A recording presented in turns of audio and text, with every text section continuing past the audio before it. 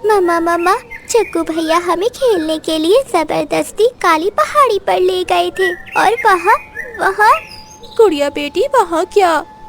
मम्मा, वहाँ एक चील ने भैया और बहना को खा लिया। नहीं।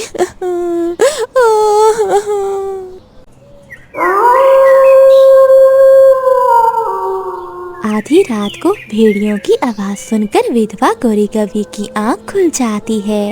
मुन्नी, जग्गू, कहाँ हो तुम?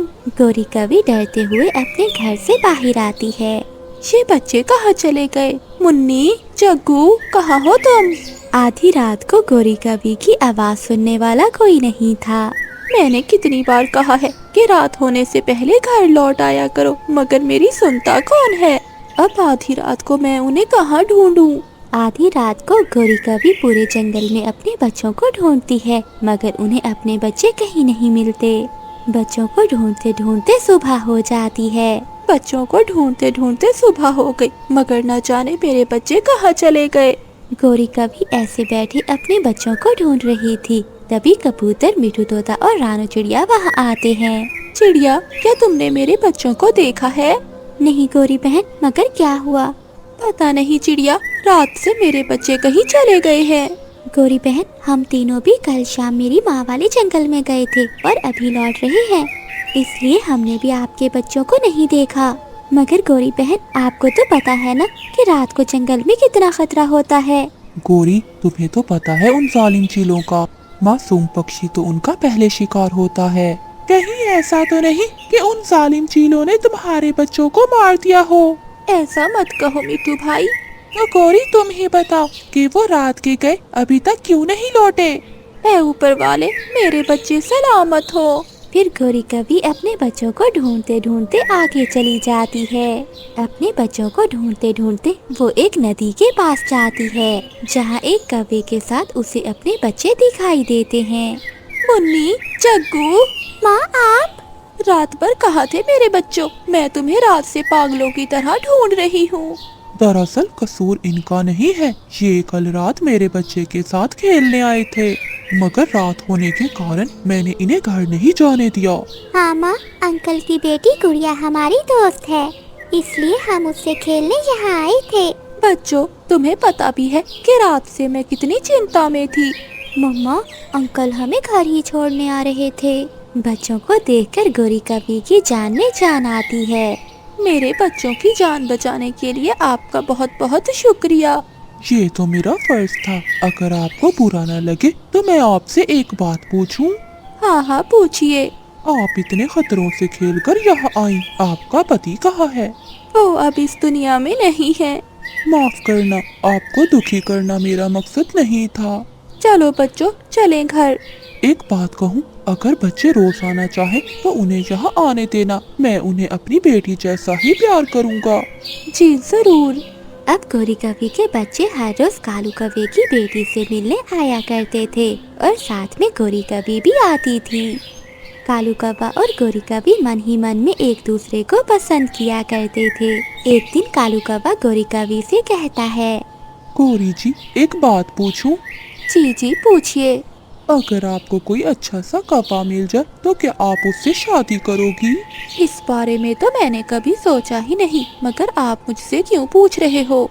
असल में मैं भी अकेला हूँ। मेरी पत्नी जालिम चीलों का शिकार बन गई थी। मैं भी अपनी बेटी के लिए एक अच्छी माँ के इंतजार में हूँ। अगर आप चाहो तो हम दोनों शादी कर सकते हैं।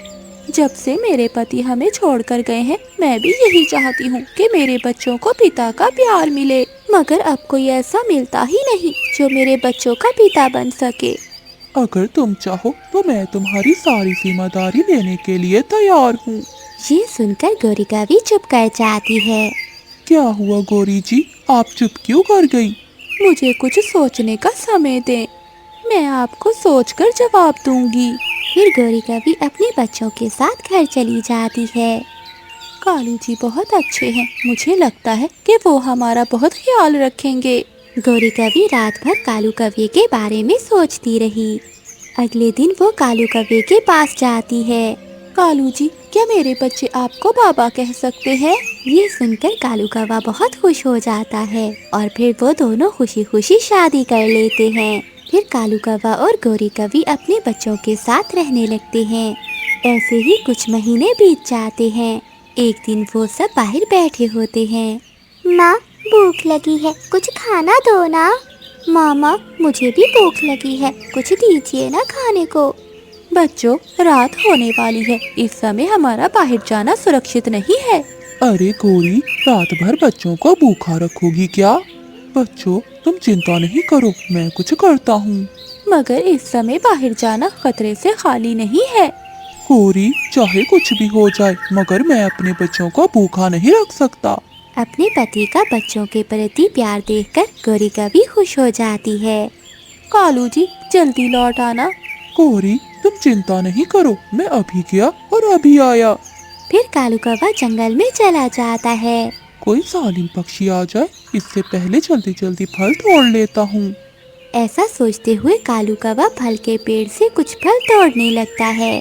तभी झाड़ियों के पीछे एक जालिम चील बैठी हुई थी। काफी दिनों से कोई मांस नहीं खाया है कि तुम फिर से विधवा हो गई हो। क्या चिड़िया, ये तुम क्या कह रही हो? हाँ गोरी बहन, आपके कालू कौवे को जालिम चील ने मार दिया है। ये सब मैं अपनी आँखों से देख कर आ रही हूँ। नहीं, ऐसा नहीं हो सकता, मेरे कालू जी नहीं मर सकते। अपने आप को संभालो गोरी बहन।